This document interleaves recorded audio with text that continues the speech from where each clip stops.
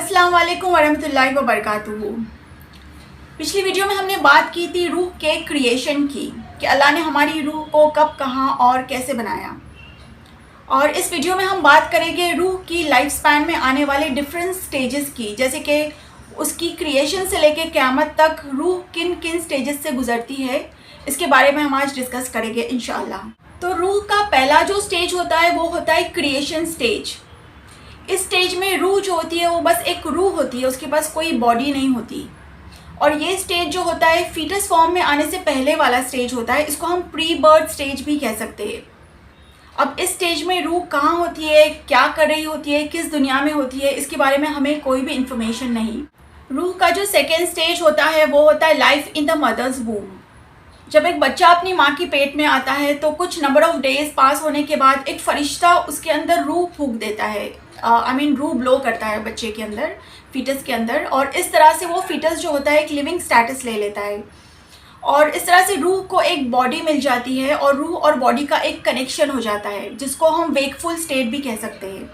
और इस तरह से जब वो बच्चा पैदा होकर इस दुनिया में आता है तो रूह और बॉडी जो होते हैं फुली कॉन्शियस स्टेट में आ जाते हैं, जैसे कि हम अभी है, जिस तरह से हम एक कॉन्शियस स्टेट में हैं। रूह का जो थर्ड स्टेज होता है वो स्लीपिंग स्टेज होता है। जब हम सो रहे होते हैं तो हमारी रूह जो है हमारी बॉडी से निकल जाती है।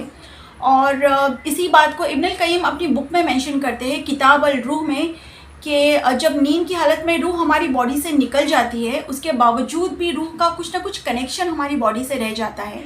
एक थ्रेड लाइक कनेक्शन होता है, जिसको हम कह सकते हैं एक मिनिस्क्यूल इनविजिबल थ्रेड होता है, या फिर एक मेटाफिजिकल थ्रेड होता है जो हमारे दिमाग, हमारी समझ से बाहर होता है।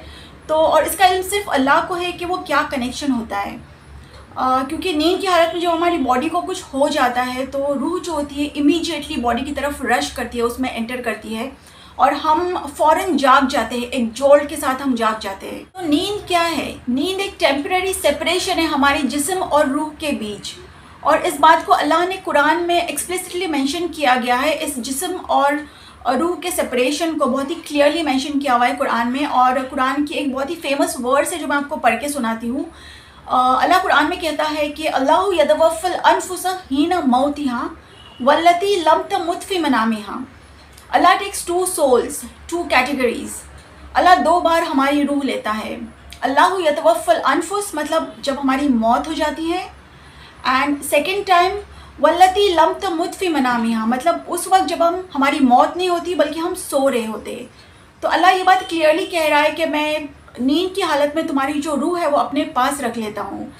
इसी से रिलेटेड एक ऑथेंटिक हदीस है कि हमारे नबी सल्लल्लाहु अलैहि वसल्लम ने फरमाया, अन्नौमु अखू अल मौत। सिर्फ 3 वर्ड्स है, अन्नौमु अखू अल मौत। It means sleep is the brother of death. Sleep and death are twins. Sleep and death are very much similar to each other. कि नींद और मौत दोनों भाई भाई है, दोनों में काफ़ी सिमिलैरिटीज़ है, ज़्यादा कुछ फ़र्क नहीं है दोनों में। एक में ऐसा होता है कि हमारी रूह अल्लाह के पास टेम्पररीली होती है, नींद की हालत में अल्लाह टेम्पररीली हमारी रूह लेते हैं, और मौत की हालत में अल्लाह परमानेंटली हमारी रूह ले लेते हैं। बस यही फ़र्क है दोनों में। इसलिए हमने अक्सर देखा है कि बहुत सारे लोग होते हैं जो नींद की हालत में इस दुनिया से पीसफुली चले जाते हैं। इस दुनिया नींद की हालत में उनकी मौत हो जाती है।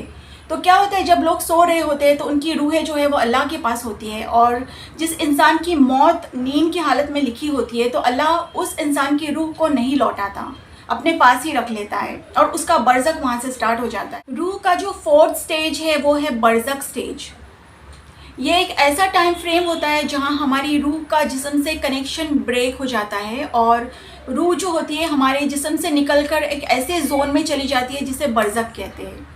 ठीक है, जब हमारी इस दुनिया में मौत हो जाती है तो हमारी रूह जो है वो बरज़क चली जाती है, और रूह वहाँ तब तक रहती है जब तक कि क़यामत वाला दिन नहीं आ जाता। मतलब क़यामत के दिन तक, क़यामत डे ऑफ जजमेंट तक वो रूह वहीं पे होती है, उसी स्टेट में रहती है।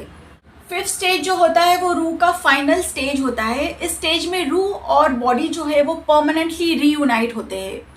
ठीक है, और ये स्टेज जो होता है नेक्स्ट वर्ल्ड में आता है, दूसरी दुनिया में आता है।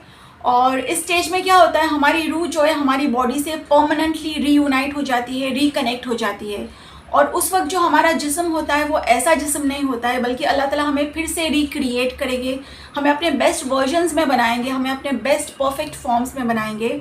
और वो जो रीयूनियन होगा वो एक परमानेंट और एवरलास्टिंग यूनियन होगा, ठीक है। और ये जो 5th स्टेज होता है ये बाकी 4 स्टेजेस को ओवरशैडो कर देता है, क्योंकि जो हमारी नेक्स्ट लाइफ होगी वो उसमें ना नींद होगी, ना कोई थकन होगी, ना कोई कमज़ोरी होगी, ना कोई स्ट्रेस होगा, ना कोई टेंशन होगा, ना कोई नेगेटिव इश्यूज़ होंगे। आई होप आपने आज की वीडियो से कुछ लर्न किया। अगर वीडियो आपको अच्छी लगी हो तो इसको लाइक कीजिए और मेरे चैनल को सब्सक्राइब कीजिए। तो फिर मिलते हैं अगली वीडियो में इंशाल्लाह। तब तक के लिए अपना ख्याल रखिए और मुझे भी अपनी दुआओं में याद रखिए। जज़ाकल्लाह खैर। अस्सलाम वालेकुम।